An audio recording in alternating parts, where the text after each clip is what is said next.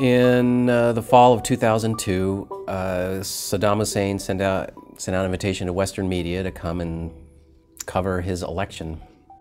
I was heavily followed by minders and taken to only see what they wanted me to see.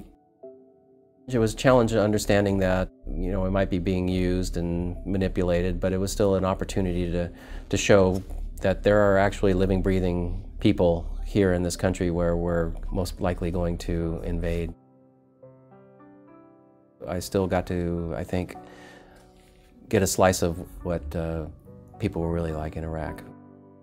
They would take me to a marketplace, or we spent a day at a school.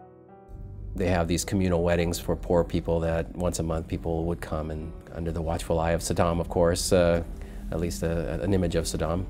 A dozen or so brides and grooms all get married at the same time and then peel off and have their own little wedding party. There was a lot of that we got to see. A couple government meetings we attended, which ironically were led by some of the people who were on the deck of cards that were most wanted. We never got to meet Saddam. And the most interesting thing that happened was that he opened the gates to Abu Ghraib prison and let people go. People were arriving very early in the morning and filling up the entrance. They were near rioting at the gates, but then they just rushed across the grounds. Family members were jumping over the barbed wire to try to get to their family inside, and others were coming out a hole, and guards with sticks were running around chasing people out and trying to keep some sort of order. And soon you saw people just filing out with armloads of stuff, and they were reuniting with wives and mothers and brothers, and it was all tearful, and I really didn't understand the weight of what was going on, and the fact that I probably was walking on dozens, if not hundreds, of mass graves on the ground below me. A few days after the election, we were still kind of running around trying to do as much as we could while we were there. One day, the reporter and we could hear a little bit of chanting down the street. Maybe 5 or 6 people who were protesting Saddam. It was an illegal protest.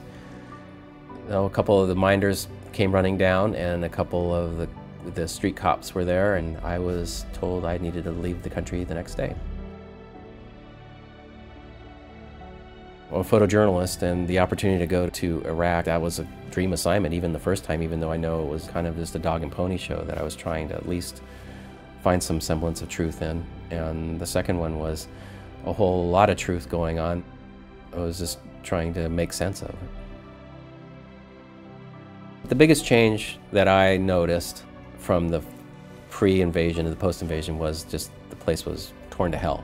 Buildings were blown up and rubble was everywhere. The palaces were all in pieces, and there was just this sort of kind of nebulous hive of activity going on all throughout. The military was still trying to win the hearts and minds by building schools and structures and setting up communities and bringing people together. People were starting to get impatient. They were lining up for jobs. They weren't there. They were trying to get their pension checks, their money that they were promised when their government jobs were all gone. They were trying to work for the government, become police. They were lining up for those jobs and then became unsafe because they would get targeted. Things started changing. There were small acts of sabotage, like a water main was blown up and it crippled the city for a day.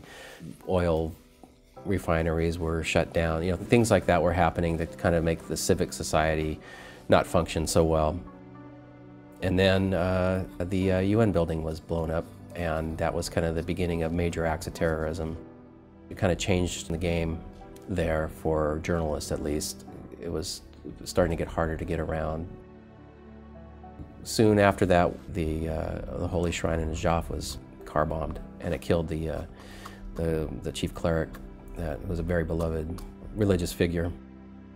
There, we could see that people were turning on the media at that point, even local media. I watched an Iraqi TV crew get kind of jostled around and pushed and beat up.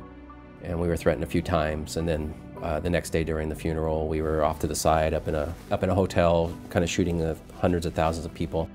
Someone noticed something they didn't like and started screaming up at us and started kind of trying to storm the hotel to come up and get the group of journalists that were up on the rooftop.